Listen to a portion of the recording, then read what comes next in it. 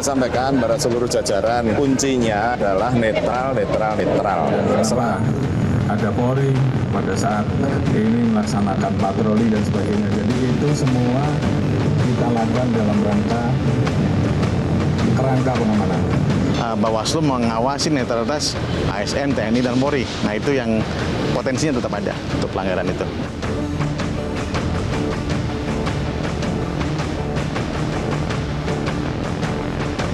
Kita tidak bisa tinggal diam ketika ada penguasa kekuasaan yang berlaku tidak adil demi kepentingan tertentu, demi kepentingan kelompoknya. Rakyat jangan diintimidasi seperti dulu lagi.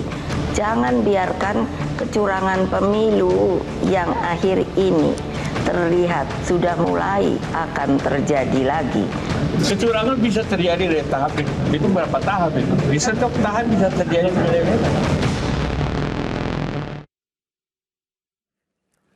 Kembali lagi di kontroversi pemirsa, jadi Bang Habib selain narasi anak muda ada juga narasi kecurangan yang banyak sekali mengawali tahapan pemilu di awal ini karena adanya Gibran. Bagaimana tanggapan dari Bang Habib? Ya, saya pikir konstitusi kita mengatur seorang presiden incumbent bisa maju sebagai calon presiden di periode berikutnya, dan itu terjadi berkali-kali termasuk kemarin 2019 ketika Pak Jokowi maju kembali sebagai capres incumbent. Kalau logika tadi anak presiden maju dipertanyakan jaminan bebas dari curang, ya kita bandingkan dengan permit dari konstitusi tersebut, ya kan. Poinnya kan bukan di situ, bukan dia anak siapa, bukan dia siapa, tapi bagaimana infrastruktur penyelesaian masalah kita harusnya bisa berjalan. Ada Bawaslu, ya, KPU sendiri ada perangkat pengawasan. Ada juga DKPP yang mengawasi para pelaksana pemilu. Dan saya pikir sekarang zaman keterbukaan, rakyat bisa mengakses semua institusi tersebut, ya. Dan hampir nggak ada yang bisa ditutup-tutupi di negeri ini kok, ya kan. Jadi sepanjang ada bukti, sepanjang ada saksi, ya dilaporkan saja. Ya, kami pemilu ini kan 5 tahun kan nggak lama, ya. 2019 saya semalam diingatkan oleh Mbak Titi, ya, di acaranya di sini juga kalau nggak salah, bahwa 2019 itu kami bahkan menyampaikan laporan hampir 3.000 laporan dugaan kecurangan di proses dan lain sebagainya melalui berbagai macam lembaga tadi, ya kan, Bawaslu, kemudian Bawaslunya kita anggap nggak kerja, kita laporkan ke DKPP, lalu ke MK dan lain sebagainya. Begitu semua sudah selesai dilaksanakan, itulah komitmen kita sebagai warga negara, di mana negara kita adalah negara hukum, kita hormati. Apapun produk hukum yang sudah ada tidak baik menurut kita, ketika sudah ada, ya itulah yang mau itu yang anak presiden mau buka sudah ada mekanismenya sudah sendiri, ada ya? Mekanismenya, dan sepertinya sekarang ini berjalan kok. Kita nggak bisa kok dan semua orang punya hak kok untuk melaporkan, ya. Misalnya kalau soal pencopotan baliho dan lain sebagainya, kita tahu semua di sini, ya. Pasti bukan hanya satu-satunya di daerah tertentu terjadi. Balihonya Pak Prabowo di dapil saya Jakarta Timur itu langganan dicopot. Walaupun sudah kita instruksikan dipasang di samping baliho caleg dari koalisi lain, ya, yang persis punya kami dicopot, yang lain tidak, gitu kan, ya. Tapi jadi apakah itu bukan bisa siapa saja, nanti, ya Bang, ya? Nanti kita harus bedakan, ya, pelanggaran dengan kecurangan. Ya, kalau pelanggaran itu kan didefinisikan sesuatu yang berbeda dari ketentuan perundang-undangan. Tapi kalau apakah ada motif yang dilakukan oleh kelompok tertentu, pasangan calon tertentu, itu namanya kecurangan. Jadi kalau kita bicara kecurangan sudah tendensius, pelakunya pasti ini. Padahal banyak sekali variabel yang bisa terjadi. Bisa saja ada oknum. Oknumnya macam-macam, oknum partai politik pesaing, oknum internal partai politik bisa. Bisa juga oknum penegak hukum, bisa juga ada begitu. Nah, jadi namanya fenomena oknum, ya, banyak sekali variabelnya yang bisa terjadi. Jadi kalau semua kita asosiasikan sebagai kecurangan, itu menurut saya itu satu langkah yang sudah salah. Harus dipisahkan antara pelanggaran dengan kecurangan kalau menurut Bang Habib, ya.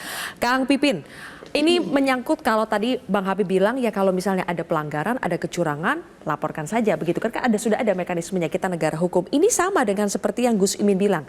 Kalau wasit Bahkan kalau wasitnya curang, Ya, viral kan. ngadu ke FIFA katanya begitu kan. betul, Pertanyaan betul. saya, kalau wasitnya itu Bawaslu gitu ya, kalau FIFA-nya siapa di sini? Siapa yang curang? Siapa yang harus DKPP, dilaporkan ada begitu? DKPP. Ya, kalau kita lihat ya sejak awal ketika keputusan MK itu ya, bahwa memang ada pelanggaran etik di situ, sebetulnya harapan publik kan harapannya ada perubahan terhadap keputusan itu, bukan hanya ketua MK-nya diberhentikan.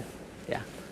Sejak itu maka kita melihat sebetulnya potensi kecurangan itu tidak ketika di awal kan. Kalau kita melihat kecurangan itu di mana? Pra kampanye, pencoblosan, pasca kampanye. Itu yang terjadi sebetulnya. Terjadi kerawanan kecurangan di setiap Ini pemilu yang ada di apa? situ sebetulnya. Putusan Jadi, MK Anda bilang kecurangan. jadi maksud saya adalah keputusan Jelas dulu, MK putusan yang MK 90 Anda bilang itu kecurangan. yang di situ disebutkan bahwa ada pelanggaran kode etik ya. Enggak, Dan tadi kita saya harapkan bertanya ya, apakah Anda anggap kecurangan putusan MK? keputusan Putusan MK, MK, bukan keputusan Putusan MK, ada kecurangan. Keputusan MK itu harapan putusan publik. MK kecurangan bukan? Keputusan MK itu ada rasa ketidakadilan bahwa di situ melihat pelanggaran Enggak etik menjawab. terhadap Saya pengen keputusan ketegasan MK. saja. Makanya itu yang saya bilang, membedakan antara sesuatu yang diasosiasikan sebagai pelanggaran dengan kecurangan. Putusan MK, kalau Anda baca di poin pertama kesimpulan mengatakan MK tidak berwenang ya memeriksa, bahkan memeriksa saja putusan MK. Itu kesepakatan konstitusional kita. Tapi bahwa putusan MK saya bersifat kira final 24C.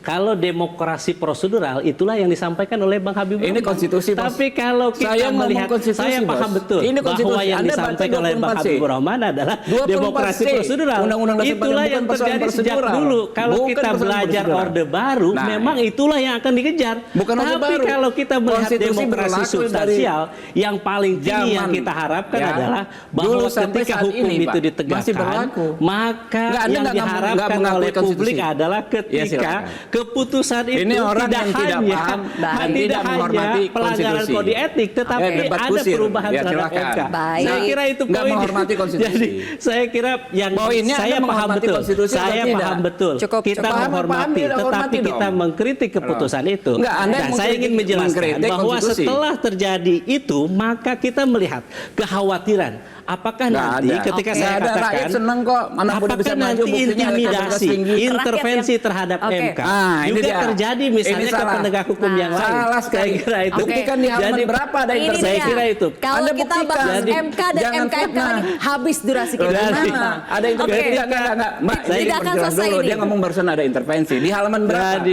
Saksi saya yang mana? Bukti yang mana? Hakim konstitusi yang mana yang Rahman. menyebutkan ada Oke, cukup ya. konstitusi? Publik juga bisa Loh, melihat ya publik apa justru yang melihat nggak ada Oke. intervensi. keputusan Baca. Baik. MK. Cukup. Anda Kita- tidak baca putusannya. Kita Pertanyaannya sebetulnya begini, kalau nggak ada intervensi, mengapa ada disebut pelanggaran berat? Nah itu dia pelanggaran. makanya. Justru pertanyaannya, Makanya. kenapa bisa putusan seperti itulah putusan yang zolim, Iya. putusan yang tidak kita adil. tidak lagi Jangan membahas Kenapa soal disebut putusan tidak putusan adil? MK dan MKMK ya. Harus Tidak akan selesai dibuktikan ini. dulu bahwa Fokus ke putusan pertanyaan saya MKMK saja. itu juga nggak tepat.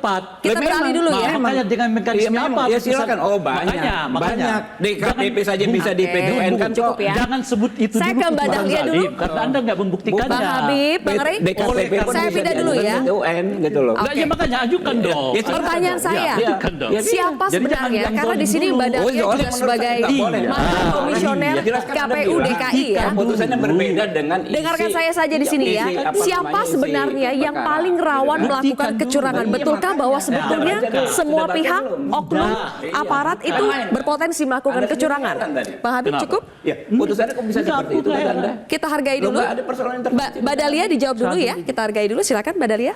Jelajahi cara baru mendapatkan informasi. Download Metro TV Extend sekarang.